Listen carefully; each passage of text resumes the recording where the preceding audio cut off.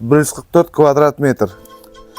Joyimizning uzunligini yenine keladigan bo'lsak, bu yoqqa 12 metr, orqaga 12 metr ketgan. Bir gap bilan aytganda 4'miş.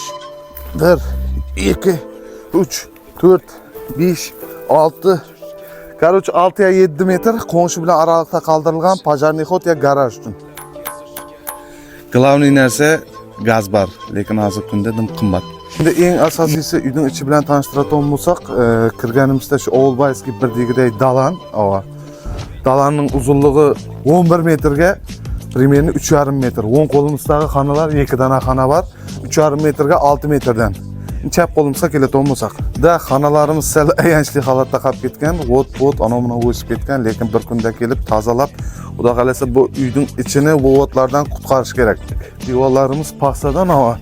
Mana shu chap qo'ldagi ikkinchi xona, короче. 3,5 ga 6 metrday. Eng zo'r yeri yo'lgacha 200 metr. Ko'p emas, 200 metr. Ko'chaga tosh to'gilgan, havo, to'q gaz, suv muammo yo'q. Joyning umumiy maydoni 144 sotik.